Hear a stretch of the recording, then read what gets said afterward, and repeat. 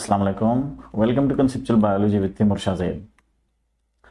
Today we are going to start another chapter of class first year biology, and that is enzyme, which is chapter number 3rd.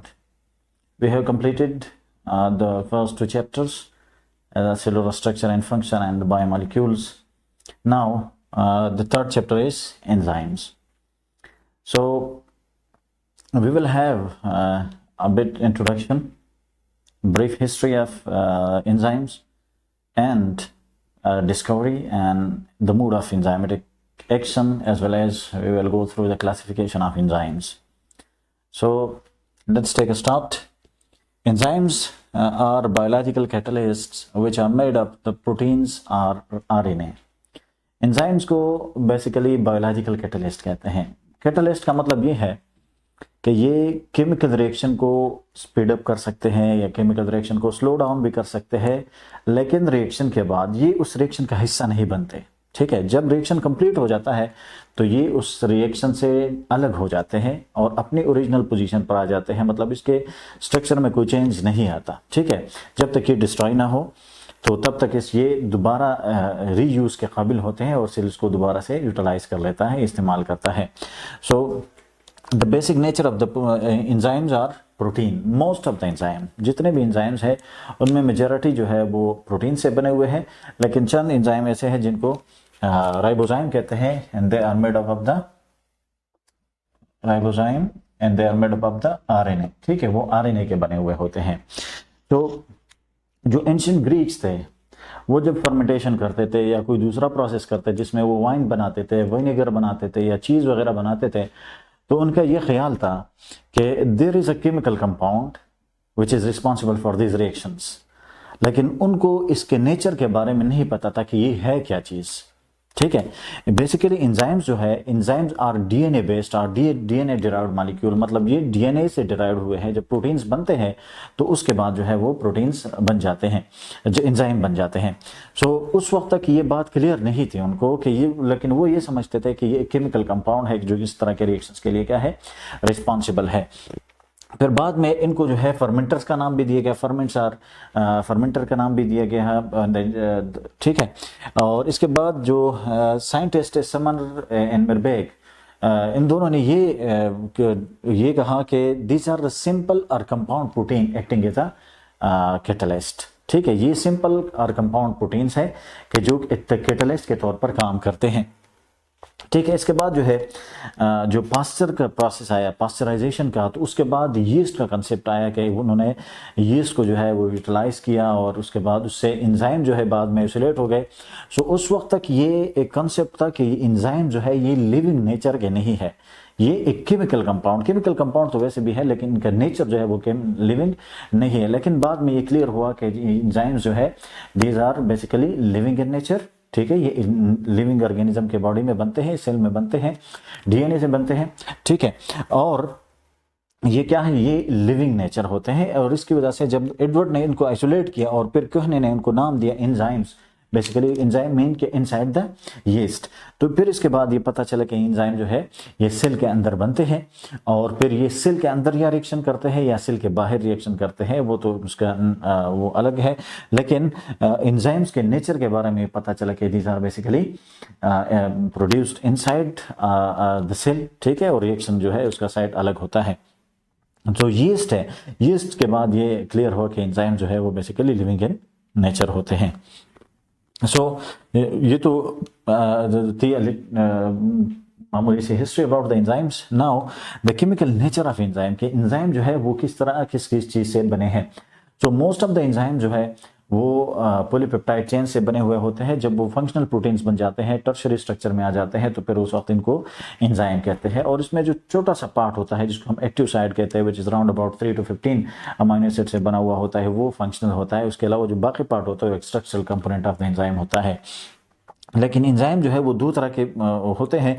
One is simple enzyme. ठीक है, जो simple enzyme वो जो only protein से बने हुए, for example trypsin वगैरह है, ट्रिप्सिन. ठीक है, ये छोटे पॉलीपेप्टाइड से बने हुए होते हैं, बहुत ज़्यादा बड़े एंजाइम जो है वो नहीं होते, वो सिंपल प्रोटीन के बने हुए, ओनली प्रोटीन के बने हुए होते हैं. लेकिन दूसरे जो होते हैं कंजुगेटेड प्रोटीन और कंजुगेटेड एंजाइम जो है, ठीक है, दीज आर कंजुगेटेड एंजाइम्स, ठीक है। अब ये एंजाइम्स क्या है, सिंपल एंजाइम्स, ठीक है। सो अब जो कंजुगेटेड एंजाइम्स होते हैं वो प्रोटीन और नॉन प्रोटीन पार्ट से मिलकर बनते हैं, कि प्रोटीन तो उसके पार्ट में होता है लेकिन इसके साथ कोई नॉन प्रोटीनिशियस पार्ट जो है वो कंबाइन हो जाता है। सो जो प्रोटीनिशियस पार्ट होता है उसको कहते हैं एपो एंजाइम, ठीक है। और जो नॉन प्रोटीनिशियस पार्ट होता है उसको कहते हैं कोफैक्टर। मतलब कोफैक्टर और एपो एंजाइम दोनों मिलकर होलो एंजाइम बनाते हैं। क्या कहते हैं उनको? होलो एंजाइम कहते हैं, होलो एंजाइम, होलो एंजाइम, ठीक है। और ये होल एंजाइम जो है ये फंक्शनल हो जाता है। अगर एपो एंजाइम है वो भी फंक्शनल नहीं है, कोफैक्टर है वो भी फंक्शनल नहीं है, लेकिन जब दोनों मिल जाते हैं तो फिर क्या हो जाता है, ये फंक्शनल हो जाते हैं। So apoenzyme and cofactor both combine to make whole enzyme which is a functional enzyme. Now जो नॉन प्रोटीनिशियस पार्ट है जो कि जिसको हम कोफैक्टर कहते हैं उसके दो टाइप्स है, ठीक है। One is organic and the other one is inorganic. ये या तो ऑर्गेनिक होगा नॉन प्रोटीनिशियस पार्ट या इनऑर्गेनिक होता है। तो जो ऑर्गेनिक होता है वो भी टू टाइप्स का होता है। One is coenzyme and the other one is prosthetic group. Coenzyme जो है वो लूजली अटैच होता है, वो इजीली डिटेचेबल होता है, ठीक है। एंजाइम के साथ वो क्या होता है, इजीली डिटेचेबल होता है।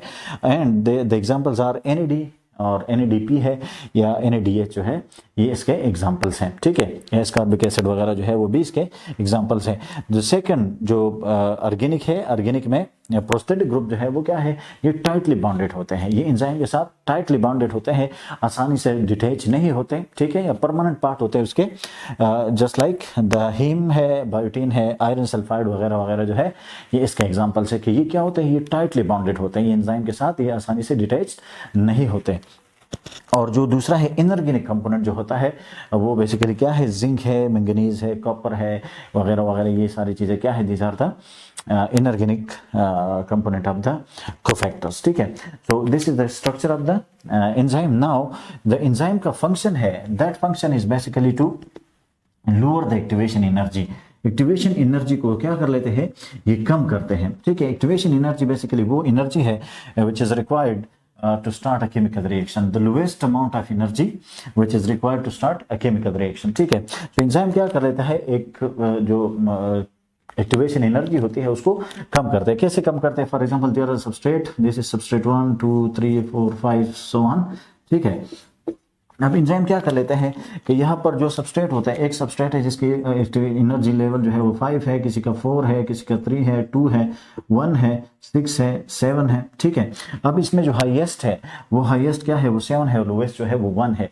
अब एंजाइम, बास एंजाइम ऐसे होते हैं कि वो क्या कर लेते हैं कि वो उसके वो फॉर एग्जांपल यहाँ पर ये सबस्ट्रेट है जिसका एनर्जी लेवल जो है वो 4 है, एनर्जी लेवल क्या है, 4 है। एक एंजाइम क्या कर, अगर एंजाइम के बगैर ये जो 4 एनर्जी लेवल वाला सबस्ट्रेट है ये कन्वर्ट हो सकता है, क्या कन्वर्ट हो सकता है इनटू प्रोडक्ट।